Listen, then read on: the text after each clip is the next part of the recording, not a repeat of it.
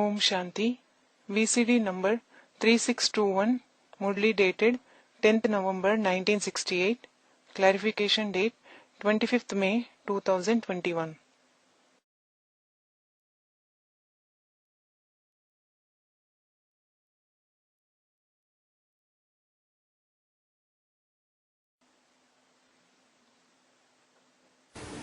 रात की क्लास चल रहा था।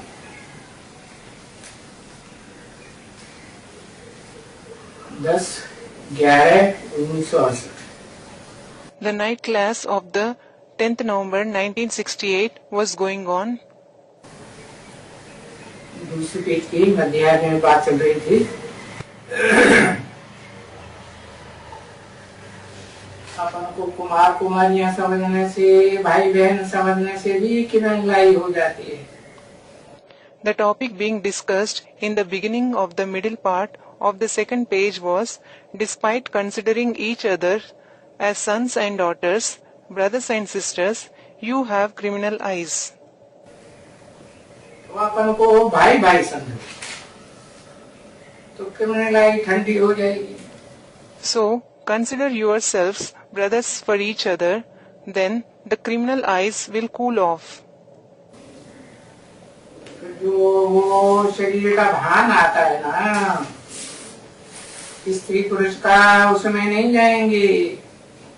Then you won't have the consciousness of the body of being male or female. एक बाप से ही हो। Then you will have yoga only with the one father. तो मुझे ना नहीं होता है So you shouldn't become confused. कि अगर वो फटकते रहते हैं, चमकते रहते हैं, तो मनुष्य तो जरूर बिगड़ते हैं। Otherwise, they keep becoming unsteady and agitated. It is because people certainly become angry. चमकते हैं, धमकते हैं। They become agitated and displeased. देखो कितने चमकते हैं। Look, they become so agitated. तुमने ही बताया कि कितने चमकते हैं। You yourself said that they become very agitated. पैसा निकाल करके वो लातें मारते हैं ग्लानि की। They give money, that is bribe, and give the kicks of defamation. ये करते हैं, वो करते हैं। They do this, they do that. अब यहाँ तो ऐसी कोई बात ही नहीं। Well, there is no such thing here. पैसे वैसे की, रिश्वत आदि देने की कोई भी बात नहीं। There is nothing like giving money, bribing, etc. at all. फिर भी तो कहेंगे मनुष्य है ना। Still, it will be said that they are human beings, won't it? चंचल वाला मनुष्य होता है ना। They are human beings with a fickle mind, aren't they? तो मनुष्य और सो भी कौन से युग का मनुष्य। So, they are human beings, and on top of it, they are the human beings of which age? तमो प्रधान युग, कल युग का मनुष्य। The human beings of the Tamopradhan age, the Iron Age. उसमें भी कलयुगांत का मनुष्य। Plus, they are human beings of the end of the Iron Age. सो भी अति तमो प्रधान मनुष्य। In addition, they are extremely Tamopradhan human beings. तो ऐसे भी नहीं है कि कोई रजो है। It isn't that someone is Rajo. नहीं, कोई रजो है, कोई तमो प्रधान। No, some are Rajo and some are Tamo. और तमो भी नहीं बच्चे, नहीं। And they aren't even Tamo children. No. इस समय में तो सब तमो प्रधान है। At present, everyone is tamo pradhan. एक होता है सत्व, एक होता है सत्व सामान्य, एक होता है सत्व प्रधान। One is sattva, second is sattva samanya, and third is sattva pradhan.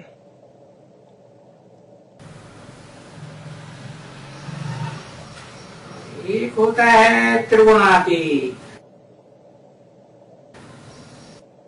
And there is another which is trigunatit, meaning beyond all the three qualities, sato, rajo and tamo. तो देखो आज के मनुष्य कलयुग अंत में कोई अपन को तमो प्रधान समझते थोड़ी। So look, today, in the end of the Iron Age, people certainly don't consider themselves tamo pradhan. वो जानते ही नहीं है ये सृष्टि सत्व प्रधान से रजो प्रधान से गुजरती हुई तमो प्रधान में पहुंच जाती है। They don't know at all that this world reaches the tamo pradhan age after passing through the sattva pradhan and rajo pradhan stages. दुनिया की हर चीज ऐसे गुजरती है। Everything in the world passes through them in this way. तो कोई नहीं समझते इस बात। So no one understands that. नहीं No. तो उनको बोलो कि सारी सृष्टि ही तमो प्रधान बन गई है। So tell them the whole world has become tamo pradhan और सत्व प्रधान। and sattva pradhan. अब ये तो संगम युग है। Now this is certainly the confluence age. सत्व प्रधान और तामस प्रधान दोनों का संगम है। It is the confluence of both sattva pradhan and tamas pradhan. तो देखो संगम युग के चित्र के ऊपर ले जाना पड़े। So look, you will have to take them to the picture of the confluence age. सारे चित्र चरित्र की यादगार है ना। All the pictures are the yadgar of the character, aren't they? चित्र होने न होने के कारण कोई कोई मुझते कि बताओ कहां से तमो प्रधान है। So some become confused because of the absence of the pictures, saying, "Tell me, since when are we tamo pradhan?" देखो कलयुग तमो प्रधान, फिर आता है सत्व प्रधान सतयुग। Look, the Iron Age is tamo pradhan, and then comes the sattva pradhan golden age. तो जहां से सत्य की शुरुआत होती है उसे ही कहेंगे ना। तामस का अंत, सत्य का शुरुआत। So the place from where sattva begins, that itself will be said to be the end of tamas and the beginning of sat. तो इसलिए ये झाड़ है समझाने के लिए। This is why there is this picture of the tree to explain to others. तो झाड़ में तो चोटी एकदम जड़जड़ीभूत अवस्था में दिखाते हैं ऊपर। So in the tree, they show the choti above in a very dilapidated condition. चोटी में कोई संकल्पों विकल्पों का खून रहता है क्या? है? कोई खून नहीं। Is there the blood of good and bad thoughts in the choti? There is no blood in it. कोई दम नहीं। There is no strength in it. तो फिर वो जो नंबरवार हैं, तो नंबरवार ही आना है ये माला में. Then those who are number wise will be threaded in this rosary number wise itself. माला माने संगठन रूपी माला. Rosary means the rosary in the form of gathering. संगठन में कोई एक सबसे ऊपर है, कोई मध्यम, कोई नीचे, कोई दाएं, कोई बाएं. In the gathering, some are at the topmost part, some in the middle, some below, some on the right side and some on the left side. तो पहले तो ये रुद्रमाला है, रौद्र रूप धारण करने वाली, भयंकर रूप. So first, it is the Rudramala of those who take on a fearsome, terrible form. और कोई एक दो चार के लिए नहीं, सारी दुनिया के लिए भयंकर. And not just for 1, 2 or 4 souls, they take on a fearsome form for the whole world. भयंकर रूप धारण करने वाली आत्माओं का संगठित रूप है.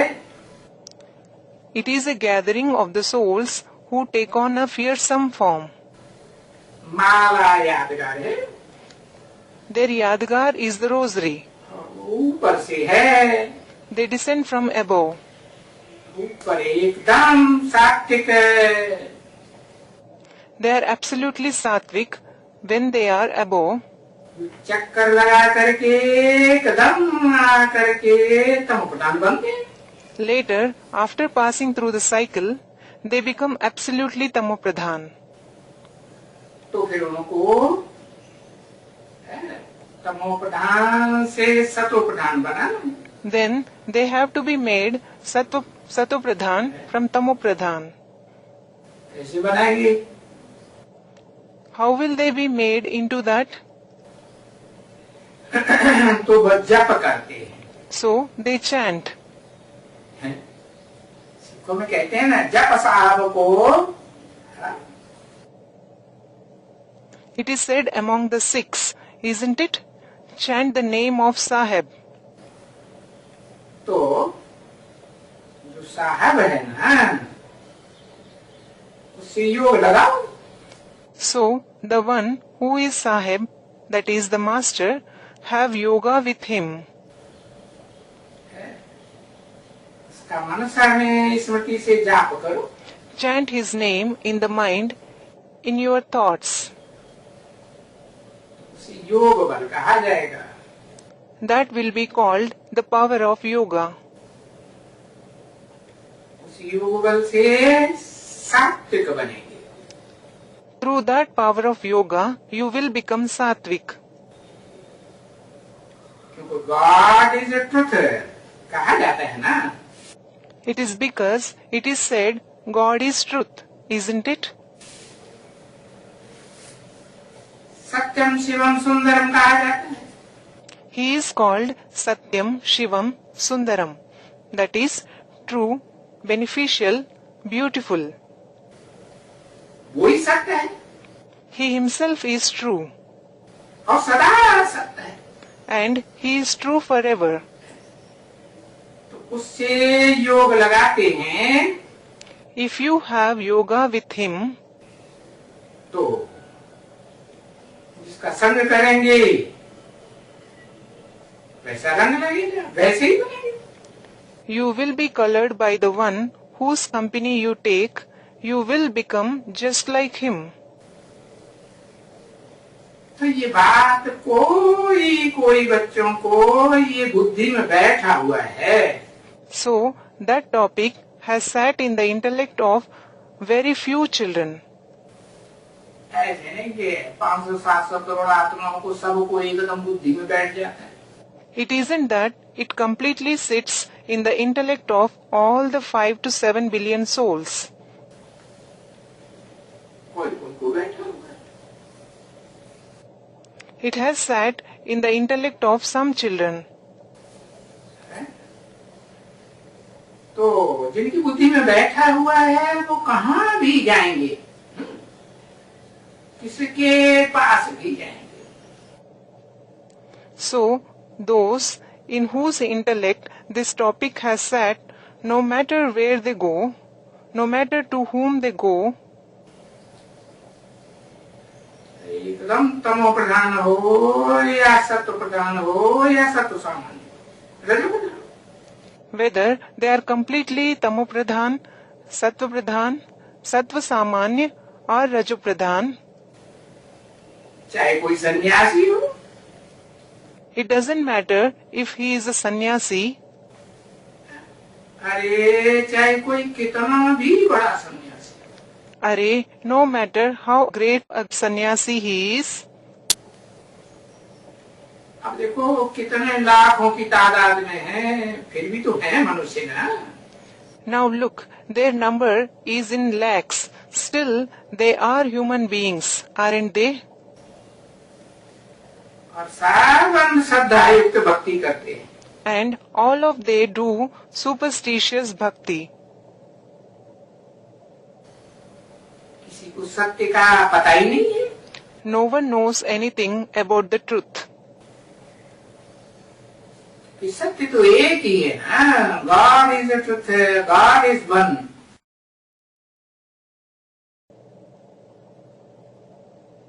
It is because He is only the one who is true, isn't He?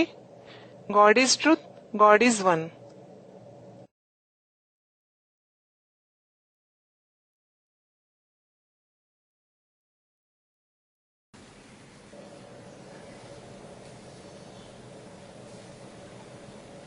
तो सिवाय मनुष्य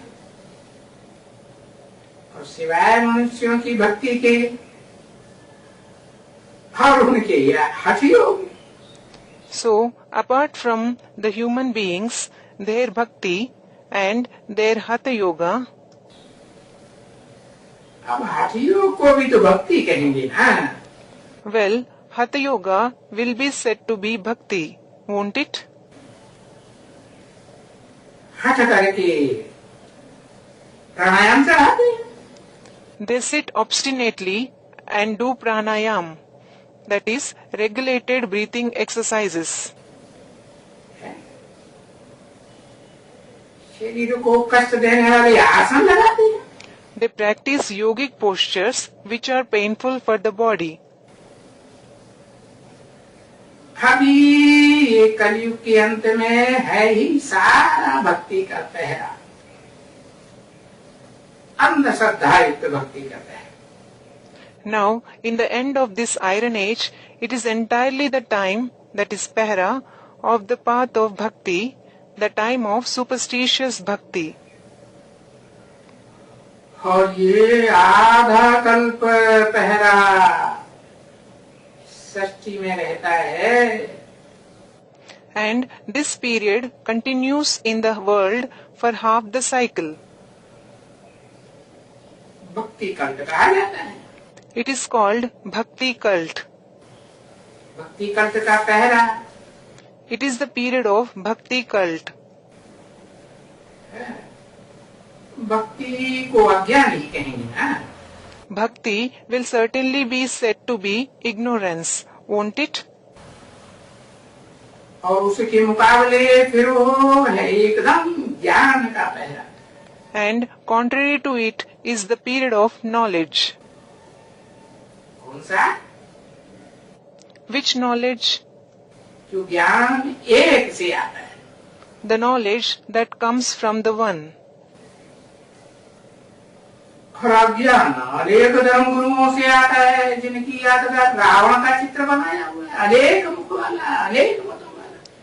Ignorance comes from many religious gurus, in whose yadgar the picture of Ravan with many faces, with many directions has been made. तो देखो, जब वो ज्ञान अनेकों मुखों से सुनाया जाता है तो फिर इनको भी भक्ति में ले जाएंगे. So look, when that knowledge is narrated through many mouths, it will take them towards bhakti. अब अनेक ज्ञानी बन जाएंगे, ज्ञानेश्वर बनेंगे, ज्ञानियों के ईश्वर बन के बैठ जाएंगे। Well, if many become knowledgeable, if they become Jnaneshwar, they proclaim themselves as the Lord of the knowledgeable ones. अब सब कैसे ज्ञानेश्वर हो सकते हैं? But how can everyone be Jnaneshwar? सब कैसे योगेश्वर हो सकते हैं? How can everyone be Yogeshwar? अरे ये तो उनका हठ योग है ना बच्चे। Arey, theirs is in fact Hatha Yoga, isn't it, children? तो ये भी भक्ति। So, that is also bhakti. और फिर ये भक्ति से होती है दुर्गति। And there is degradation because of that bhakti. न माने कोई तो 2500 वर्ष की हिस्ट्री बना के देख लो, उठा के देख लो। If someone doesn't agree to it, look into the history of 2500 years. मनुष्य की मेंटेलिटी गिरती आई है,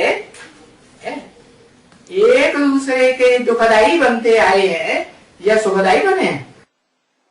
Has the mentality of the people been falling? Have they become sorrow giving to each other, or have they become joy giving? दुखदाई बने। They became sorrow giving. क्यों बने हैं? Why did they become that? क्योंकि मनुष्यों को कोई को भी ज्ञान तो है ही नहीं ना। It is because no person has the knowledge at all. Do they? क्यों? Why? क्योंकि ज्ञान तो एक से आता है। It is because knowledge comes from the One. और वो भी कोई देहधारी एक से नहीं आता है।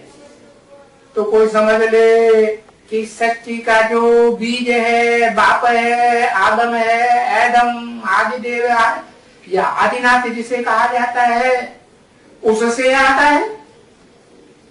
नहीं। And that too, it doesn't come from some bodily being, so that someone considers that it comes from the seed, the father of the world, Adam, Adidev, or the one who is called Adinath. No. मनुष्यों में तो ज्ञान हो ही नहीं सकता, क्योंकि वो सब मन वाले, चंचल मन वाले हैं। There cannot be knowledge in the human beings at all, because they all have a mind, a fickle mind. अगर मनुष्यों में जरा भी ज्ञान होता, Had people had even a little bit of knowledge, तो भला अभी तो कलयुग है। well, it is the iron age now. है तो कलह क्लेश वाला कलयुग ना। It is certainly the iron age of fights and quarrels, isn't it? कलह क्लेश तो बढ़ता ही जाता है, घर घर में 2500 साल से घट रहा है, बढ़ता ही जाता है। Do fights and quarrels increase in every house, or has it been decreasing for 2500 years? It has been increasing. तो कलयुग है तो सभी तमोप्रधान होंगे ना। So, when it is the iron age, everyone will be tamopradhan, won't they? और फिर भी तुम बच्चे जानते हो, Still, you children know it. तुम बच्चों में भी जो नंबरवार ब्राह्मण हैं, Even among you children, the number-wise Brahmins know it. कोई पक्के कोई कच्चे। Some are firm, some weak. तो जो पक्के ब्राह्मण हैं वो ही रूहानी बच्चे हैं, रूहानी स्टेज में रहते हैं। So, it is the firm Brahmins who are the spiritual children. They stay in the spiritual stage. अपन को भी रूह समझते हैं और दूसरों को भी रूह के रूप में देखते हैं। They consider themselves souls and also see others in the form of a soul. उनको पता है कि रूह इस शरीर रूप में कहाँ रहती है? उत्तमांग, जो अंगों में उत्तम अंग है उसमें भ्रुकुटी के मध्य में रहती है. They know where the soul resides in this body. Uttamang, meaning the most elevated part, Uttam Ang, among the parts of the body. It stays there between the Bhrukuti. उसका नाम ही है भरी पूरी कुटी. Its very name is Bhari Puri Kuti, meaning a filled up cottage. तो फिर तो नंबरवार ब्राह्मण हैं. Then the number-wise Brahmins, तो गुस्सा ब्राह्मण षष्ठी रूपी रंगमंच पर पार्ट बजाते बजाते सुख भोगते भोगते है. ब्राह्मण सो देवता, देवता से क्षत्रिय, क्षत्रिय से वैश्य, वैश्य से शूद्र. all the Brahmins become Brahmin to deity, deity to Kshatriya, Kshatriya to Vaishya, Vaishya to Shudra, gradually by experiencing pleasures while playing a part on this stage-like world. तो सारे ही रूहानी बच्चे शूद्र भले बनते हैं. Though all the spiritual children do become Shudra, परंतु नंबरवार है ना. they are number-wise, aren't they? अब रूहानी बच्चे जब नंबरवार हैं तो कोई अव्वल नंबर भी होगा. Now, when the spiritual children are number-wise, certainly someone will be the number one as well. है जिसे कहा जाता है अल्लाह बंदी. It is said for him, Allah established the number one religion. क्या कहते हैं? अल्लाह माने ऊंचे थे ऊंचा. What do they call him? Allah, meaning the highest of the high. ऊंचे थे ऊंचा कहेंगे तो कोई से टैली किया ना. When he was called the highest of the high, he was compared with someone, wasn't he? है? ऐसे तो नहीं कि वो कोई सुप्रीम सोल है. It isn't that Allah is the supreme soul. उसको तो किसी से टैली किया ही नहीं जा सकता. He can't be compared with anyone at all. तो वो तो तुरिया है. Well, he is certainly unique. बाकी जो रूहों के बीच में सर्वोत्तम रूह है पार्ट बजाने वाली, सच रूपी रंगमंच पर ऑलराउंड पार्ट बजाने वाली.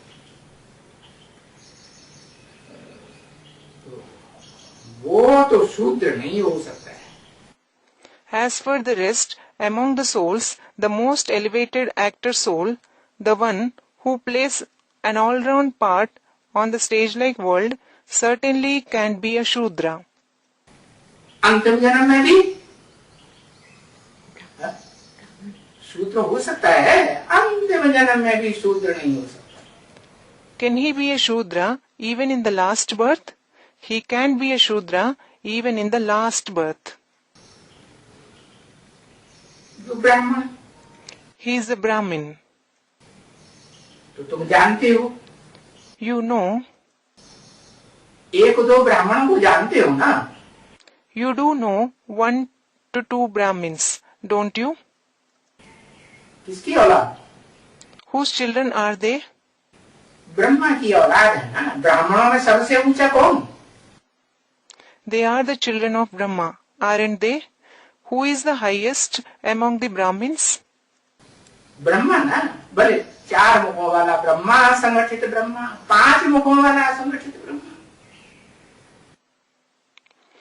It is Brahma, isn't it? It might be a gathering of the 4 heads of Brahma or the gathering of the 5 heads of Brahma. तो उन ब्राह्मणों में भी नंबरवार होंगे कि नहीं? ब्रह्मा नामधारियों में So, will they, those Brahmins, those with the name of Brahma, also be number wise or not? कोई अव्वल नंबर का ब्रह्मा, ब्रह्मा किसे कहा जाता है? Someone will be the number one Brahma. Who is called Brahma? जिसमें सुप्रीम सोल बाप सदा निराकारी, निर्विकारी, निरहंकारी, अकर्ता, अभोक्ता, अगर्भा प्रवेश करता है ना.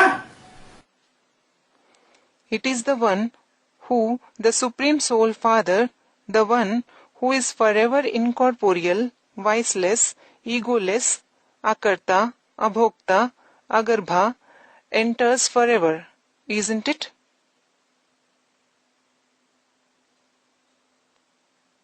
तो वो पहला नंबर हुआ, पहला number Brahma. So, the number one is the first Brahma. उसको कहेंगे ब्रह्मा नामधारियों में परम ब्रह्म, the best. He will be called Parabrahm, the best among those with the name Brahma. कहेंगे ना, परम ब्रह्म, और फिर तो number one. He will be called Parabrahma, won't he? And the others are certainly number wise. तो कोई उसका साथी भी होगा ना, जो आज से अंत तक प्योरिटी का सहयोग देने में साथी बनता हो. So, someone would be his companion, the one who becomes his companion in giving help with regards to purity from the beginning till the end. Wouldn't there? Who?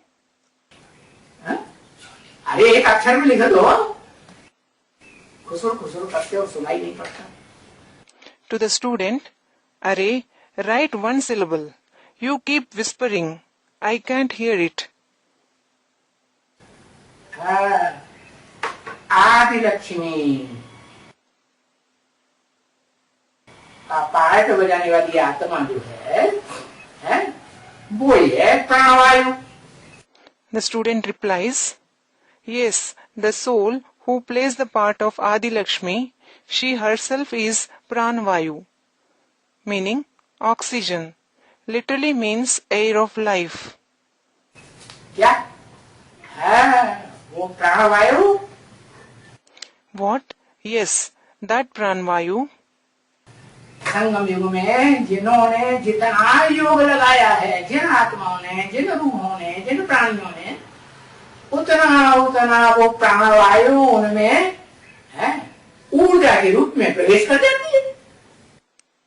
In the confluence age, the more the souls, the spirits, the living beings had yoga, the more that Pranvayu enters them in the form of energy. कर जाती है ना. It does, doesn't it? Yes. वो प्राणवायु कोई भी देहधारी में से निकल जाती है तो कुछ एक्ट करता है. When that Pranvayu leaves a bodily being, can he act in any way? आंखों से देख सकता है? नहीं. Can he see through the eyes? No. आंखों में से रोशनी ही चली. The very light, that is, life of the eyes, left. तो देखो, अब वो तो सहयोगी है ना. So look, she is just a helper, isn't she? Assistant है ना. किसकी? She is the assistant, isn't she? Whose? और उसको कहा जाता है लक्ष्मीपति. कहा जाता है ना. तो पति माने उसकी भी रक्षा करने वाला.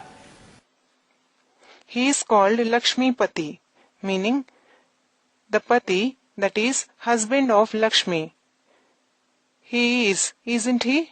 So, Pati means the one who protects even her. ऊंचा हुआ या नीचा हुआ? Then, is he superior or inferior?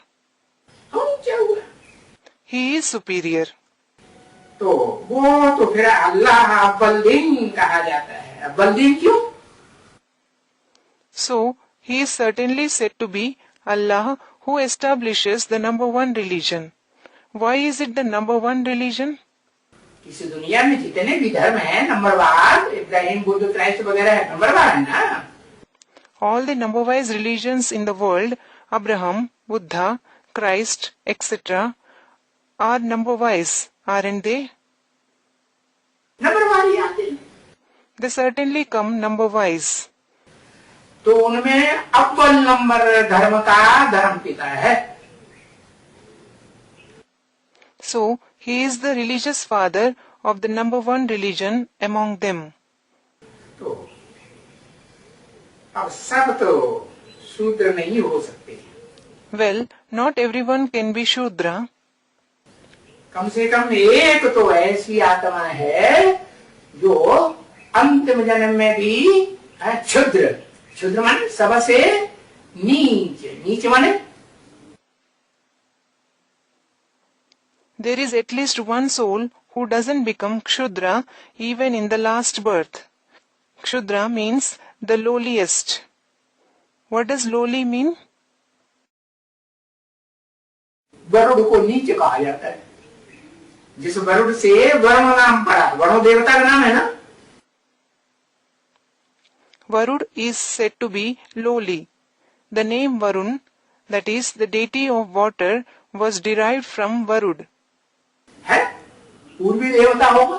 पूर्व दिशा का या पश्चिम दिशा का, जहां सूरज डूबता है.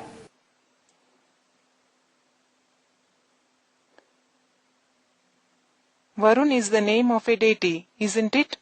Yes. Would he be the deity of the east? Does he belong to the east or the west, where the sun sets? कहाँ का देवता? पश्चिम दिशा का. He is the deity of which direction? Of the west. तो देखो, जो ब्राह्मण तो तुम जानते हो. So look, you certainly know the Brahmins. एक दो ब्राह्मणों को जानते हो ना, नंबरवार जानते हो. You do know 1 to 2 Brahmins, don't you? You know them number-wise. जो भी नॉलेज लेते हैं सेंटर में, All those who take knowledge in the center. कौन सी नॉलेज? Which knowledge? अनेकों धर्म पिताओं धर्म गुरुओं की नॉलेज नहीं, धर्म पिताओं की देहधारियों की नॉलेज नहीं. Not the knowledge of the many religious fathers, religious gurus, bodily beings. एक की नॉलेज है. The knowledge of the one. है? कौन एक की? Which one? जो कभी देहधारी, देह में जिसकी बुद्धि धरी ही नहीं रहती, वो तो बुद्धिमानों की बुद्धि है. The one who never becomes a bodily being, whose intellect never stays engrossed in the body. He is in fact the intellect of the intellectual ones. तो जो भी उसे एक से नॉलेज लेते हैं, उनकी बुद्धि में बैठता है कि ये नॉलेज जो हमने ली है, कोई देहधारी से नहीं ली है. So, all those who take the knowledge from the one, it sits in their intellect that the knowledge we have taken, we haven't taken it from some bodily being. ये कोई देहधारी की नॉलेज नहीं है. किसकी नॉलेज है? It isn't the knowledge of some bodily being. Whose knowledge is it? विदेही, जो देह से विपरीत है और सदा विपरीत है. Of Videhi, the one who is opposite to the body and he is opposite to it forever. अभी गीता में तो नहीं लिखा हुआ है, वो मनुष्यों की लिखी हुई Gita. Well, it isn't written in the Gita written by the human beings, कि मैं ब्राह्मणों को सुनाता हूँ. that I narrate to the Brahmins. ये लिखा हुआ है. Has that been written? अरे गीता में क्या लिखा हुआ है? Arey, what has been written in the Gita? सब ब्राह्मणों को सुनाता हूँ। Do I narrate to all the Brahmins? अरे तो वो महाभारत युद्ध दिखाते हैं। Arey, look, they show the massive Mahabharat war. Mahabharat उसमें कौरव पक्ष, यादव पक्ष, पांडव पक्ष, सारी सेनाएं खड़ी हुई, सबको सुनाते हैं। In it, all the armies are standing, that is, the Kauravas, the Yadavas, and the Pandavas. Does he narrate it to everyone? किसको सुनाते हैं? To whom does he narrate? एक को सुनाते हैं या सबको सुनाते हैं? Does he narrate to one soul or to everyone? एक के शरीर रूपी रथ में प्रवेश करके सुनाते हैं। He enters the chariot-like body of one soul and narrates it. ऐसे तो नहीं, सबके शरीर रूपी रथों में प्रवेश कर जाते हैं, सर्वव्यापी हो जाता है। It isn't that he enters the chariot-like body of everyone, he becomes omnipresent. ऐसे होता है क्या? देखो गीता में लिखा हुआ, क्या लिखा हुआ? Is that the case? Look, it is written in the Gita. What has been written? इमं विवस्वते योगं प्रोक्तवानहम् अव्ययम्। Imam vivasvate yogam proktavanamaham avyayam. Arjun ही वास्तव में विवस्वत है। It is actually Arjun who is Vivasvat. इसको पहले सुनाया। To whom was it narrated first of all? Vivasvat माने सूर्य। Vivasvat means the sun. तो विवस्वान ने किसको सुनाया? So, to who did Vivaswan narrate it? मनुओं को सुनाया। To the Manus, meaning the ones with a mind. Manua also means the same. अव्वल number Manu कौन? Who is the number one Manu? मनुआ, जिसका मन बहुत चंचल, बहुत तीखा है। Manua, the one whose mind is very fickle, very sharp. क्या? इतना तीखा है कि वो अर्जुन के शरीर रूपी रथ में जितनी इंद्रियां हैं उन सबको कंट्रोल करके एकदम ऊपर। What? He is so sharp that he controls all the Indriya in the chariot-like body of Arjun and sits in the topmost place. ध्वजा में दिखाते हैं ना किसको? He is shown on the flag, isn't he? Who? चंचल मन को किस रूप में? The fickle mind. In which form? किस रूप में दिखाते हैं? In which form is he shown? चंचल कौन सा जानवर? Hanuman. Which animal is fickle? Hanuman. Yes. Hanuman के रूप में दिखाते हैं ना?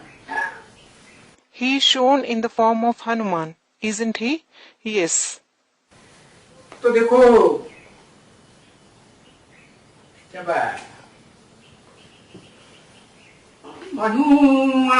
मनुआ जो जितने भी पावरफुल मन वाले देहधारी धर्म पिताएं हैं उनमें अव्वल नंबर वो मनुआ देहधारी बहुत पावरफुल मन वाला है। So look, when Manuva, the number one Manuva with a body, has a very powerful mind among all the bodily religious fathers with a powerful mind. इतना पावरफुल बन जाता है कि वो जिस तन में शिव बाप प्रवेश करते हैं अव्वल नंबर में उसको भी क्रॉस कर लेता है कि नहीं? उसको भी क्रॉस कर लेता। He becomes so powerful that the body, the father Shiva enters first. Does he cross even him or not? He does. तो कहेंगे ये तो भक्ति कल्ट है। So it will be said, this is the Bhakti cult. है, उसमें ज्ञान तो कुछ भी नहीं है, There is no knowledge in it. क्योंकि ज्ञान तो बुद्धिमानों की बुद्धि एक से आता है ना, और वो बुद्धिमानों की बुद्धि निराकार शिव सुप्रीम सोल तो इस मनुष्य सृष्टि के बीज में प्रवेश, बाप में प्रवेश करता है। It is because knowledge comes from the one intellect of the intellectual ones, doesn't it? And that intellect of the intellectual ones, the incorporeal Shiva, the Supreme Soul, enters the seed, the father of this human world. तो उसमें भी ज्ञान होता है क्या मनुष्य सृष्टि की बात में? Then, is there knowledge in the father of the human world too? नहीं होता है, There isn't. परंतु शिव सुप्रीम सोल बाप के संग के रंग से, वो संग के रंग से समान बनेगा या नहीं बनेगा? समान बन जाता है। But through the color of the company of the Father Shiva, the Supreme Soul, will he become equal to him or not? He does. बाकी तो मनुष्यों में है वो 100% ज्ञान तो नहीं हो सकता। The rest of the human beings can't have that 100% knowledge. तो बताया, बाप कहते हैं जब सारी सृष्टि में सब प्राणी मात्र, मनुष्य मात्र, चाहे देव आत्मा ही बने हो, सब डूब जाते हैं, तब मैं किसको उठाता हूँ? So, it was said, the Father says, when all the creatures, all the human beings in the entire world, be it even those who have become deity souls, drown, who do I pull out? चोटी को पकड़ के उठा। कैसी चोटी? I pull him out by the choti. What kind of a choti? जो अंतिम जन्म में आकर के उसमें मनन चिंतन मंथन का, संकल्पों विकल्पों का खून रहता है। In the last birth, does he have the blood of thinking and churning, of good and bad thoughts? पत्थर बन जाती है, पत्थर बुद्धि। He becomes a stone, the one with a stone-like intellect. तो उसमें प्रवेश करता हूँ, So I enter him. और तुम फिर बच्चे जानते हो And then you children know है कि शूद्र माने क्षुद्र सब नहीं बन सकते। that not everyone can become Shudra, that is Kshudra. वो एक को तो मैं क्षुद्र नहीं बनने देता हूँ। I don't let that one become Kshudra. डूबने से, पूरा डूबने से पहले ही उठा लेता हूँ ना, ब्राह्मण चोटी को उठा लेता हूँ। What? I lift him before he, the Brahmin Choti, drowns completely. Don't I? I do. तो जो ब्राह्मण तुम जानते हो, एक दो ब्राह्मणों को न परवाह। So, you know those Brahmins, 1 to 2 Brahmins, number-wise. जो भी नॉलेज लेते हैं नंबर सेंटर में ब्राह्मण है। All those who take knowledge number-wise in the center are Brahmins. तो गीता में तो लिखा हुआ है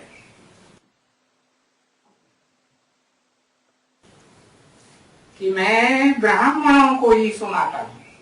It is written in the Gita that I narrate knowledge only to the Brahmins.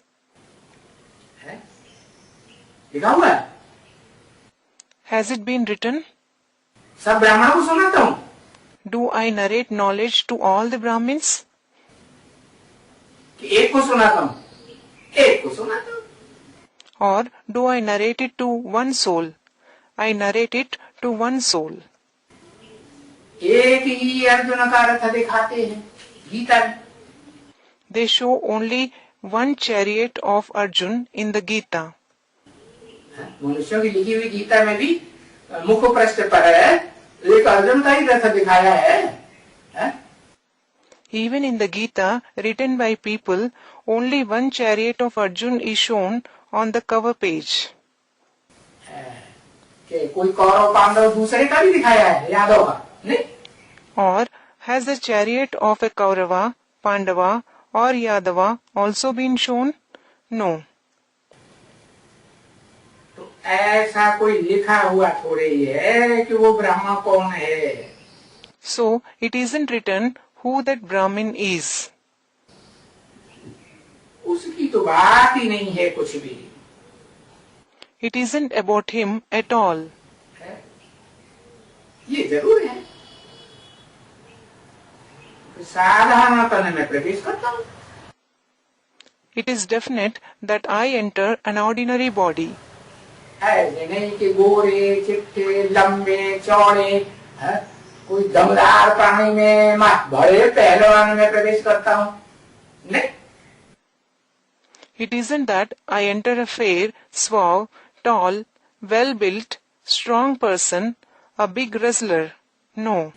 अति साधारण. An extremely ordinary body. और उस पर मैं उस अति साधारण तन में उस पर फिर मैं ब्रह्मा के तन में प्रवेश करता हूँ. And in that extremely ordinary body, then I enter the body of Brahma. कारण या कारण है वो शरीर छूट जाता है. अव्वल नंबर है परम ब्रह्म का शरीर, तो किसमें प्रवेश करता हूँ? ब्रह्मा में प्रवेश करता हूँ. When that body, the number one body, the body of Parabrahma, expires due to some reason, who do I enter? I enter Brahma. अरे प्रवेश नहीं करूंगा तो फिर सुनाऊंगा कैसे? Arey, if I don't enter him, how will I narrate the knowledge? तो किसको न किसको सुनाएंगे ना. सुनाते. So he will certainly narrate it to someone, won't he? He does. सारी सृष्टि की मनुष्यात्माएं नंबरवार ब्राह्मण बनती हैं. Every human soul of the world becomes Brahmin number-wise. कल्पांत में जब सारी दुनिया का विनाश होता है तब सब ब्राह्मण बनते हैं कि नहीं? In the end of the cycle, when the whole world is destroyed, does everyone become a Brahmin or not? Brahma के द्वारा. Yes, through Brahma. ऐसे नहीं परम ब्रह्म के द्वारा सृष्टि रची जाती है, ब्रह्मा के द्वारा रची जाती है. It isn't that the world is created through Parabrahma. It is created through Brahma. फिर जो भी 500-700 करोड़ हैं इस सृष्टि रूपी रंगमंच पर नंबरवार ब्राह्मण, वो ब्रह्मा का बोला हुआ, ब्रह्मा के मुख से बोला हुआ सब समझते हैं. Then all the 5 to 7 billion number-wise Brahmins on this stage-like world, do all of them understand the words narrated through Brahma, through the mouth of Brahma? सब नहीं समझ. Not everyone can understand it. कौन समझेगा? Who will understand it? वही अव्वल number ब्राह्मण जिसमें बाप ने पहले प्रवेश किया. That very number one Brahmin whom the father entered first. कारण या कारण शरीर छूट गया तो दोबारा जन्म लेके आता है कि नहीं? Due to some reason he left his body, then does he take another body and come back or not? ब्राह्मणत्व का जो बीज पड़ा हुआ है ज्ञान का, वो नष्ट हो सकता है क्या? नष्ट तो नहीं हो सकता. The seed of knowledge of Brahmanism that is sown in him, can it perish? It certainly can perish.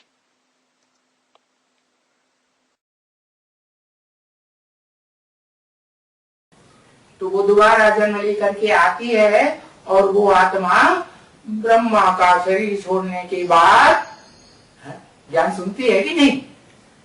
So he has another birth and comes.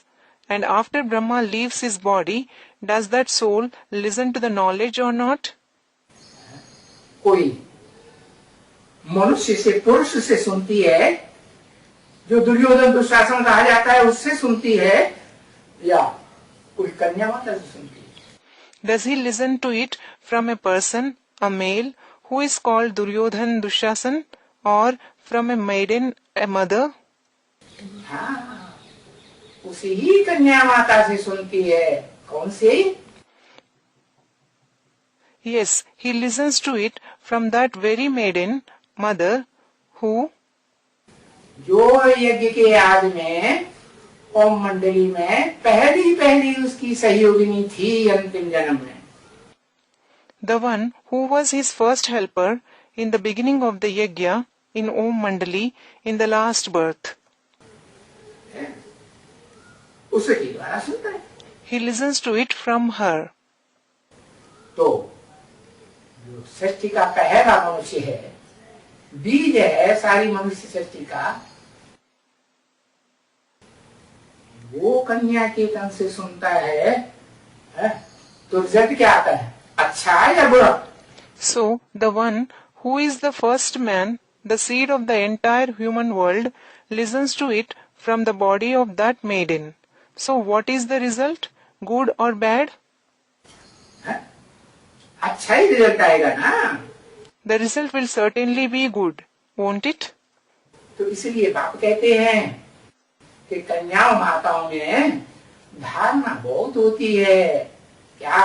Number 1 तो होती ही है, लेकिन पवित्रता की धारणा कन्याओं माताओं में बहुत होती है। This is why the father says there is a lot of power of assimilation in the maidens and mothers. What? As such, it is present number-wise in everyone, but there is a lot of assimilation of purity in maidens and mothers. तो कन्याओं माताओं के मुख से ही सुनना चाहिए। So, you should listen to the knowledge only from the mouth of maidens and mothers. ज्ञान का बीज पवित्र के द्वारा पड़े तो ज्यादा असर करेगा, वो ज्यादा धारणा मात्र कही जाती है ना माता कन्या। The seed of the knowledge will have more effect if it is sown by someone pure. Mothers and maidens are said to be the embodiment of assimilation, aren't they? तो किसको सुनाएंगे?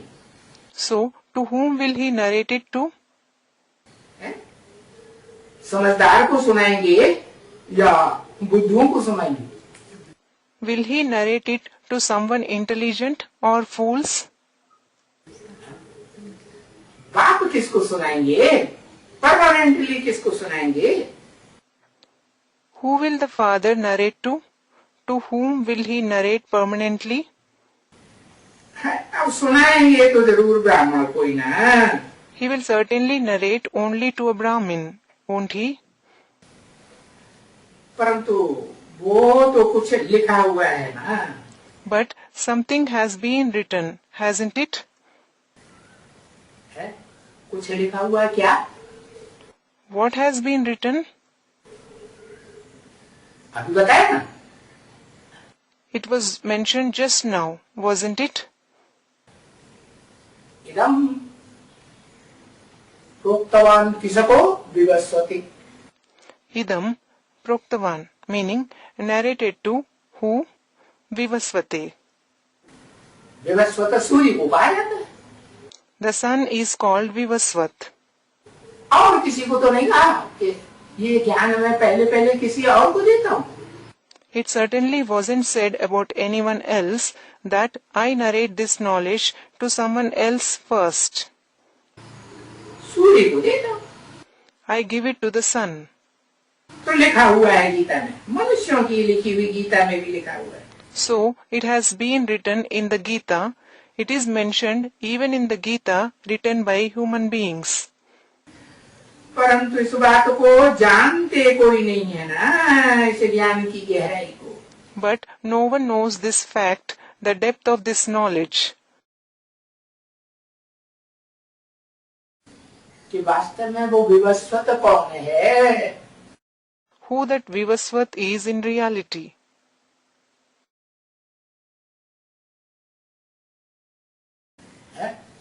जो महाभारत युद्ध दिखाया गया है उसमें एक के ही शरीर रूपी रथ में आकर के ज्ञान जिसको सुना दे। The Mahabharat war that has been shown, it is only the one in whose chariot-like body he comes and narrates the knowledge. अब बच्चों को इस बात में मुझना नहीं है। Well, the children shouldn't be confused in it. बस जो भी मनुष्य हैं वो सब हैं तो मनुष्य ना। All the people are certainly human beings, aren't they? चंचल मन वाले मनुष्य तो हैं ना। They are certainly human beings with a fickle mind, aren't they? और मनुष्य ही सुनाते हैं गीता शास्त्र वेद।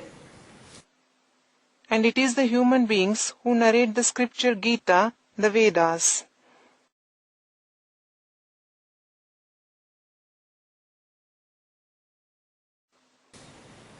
बाप तो कोई गीता शास्त्र पकड़ करके पुस्तक पकड़ करके नहीं सुनाते हैं या वेदों को हाथ में लेकर के नहीं सुनाते। The father doesn't hold the scripture Gita, a book, or take the Vedas in the hands and narrate the knowledge. उनका अर्थ करके सुनाते हैं क्या? हाथ में लेकर नहीं सुनाते। Does he take it in his hands and narrate the meaning? He doesn't. नहीं। No. बाप के पास जो ज्ञान है ऑलरेडी ज्ञान है। The knowledge the father has, he has it already. सदा काल वो ज्ञान उसमें रहता ही है, कभी वो ज्ञान नष्ट क्योंकि वो तो अपूर्व ज्ञान का भंडार है, ज्ञान का सागर है, अगाध सागर।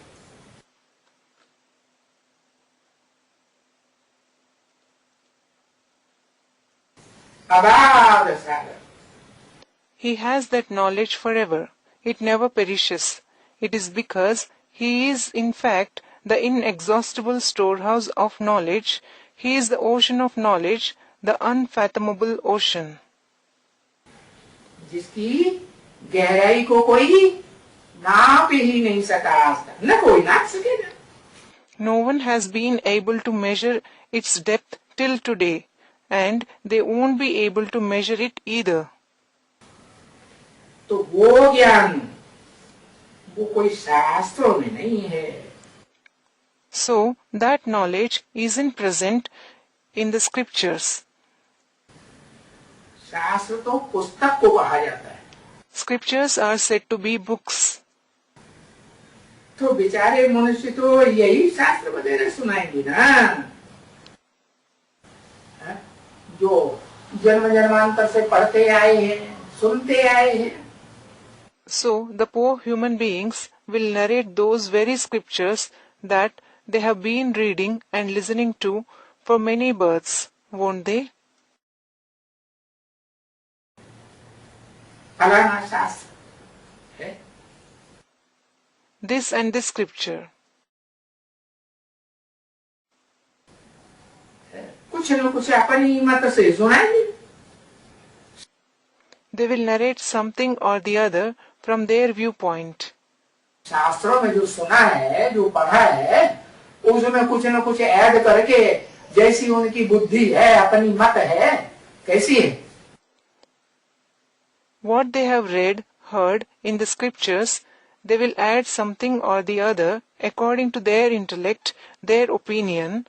How is it? मूत पलित विकारी बुद्धि है या निर्विकारी है? Do they have a moot paliti, vicious intellect, or is it viceless? मूत पलिति बन गई है जन्म जन्मांतर से। It has become moot paliti for many births. आधा कल्प से मूत पलिति को ही याद करते आए हैं। For half the cycle, they just remembered moot paliti. स्त्री जन्म लिया तो भी मूत पलिति को याद किया, पुरुष जन्म लिया तो भी मूत पलीति को याद किया। When they had a female birth, they remember Moot Paliti. When they had a male birth, they remember Moot Paliti even then. तो बुद्धि ही ऐसी भ्रष्ट बन जाती है।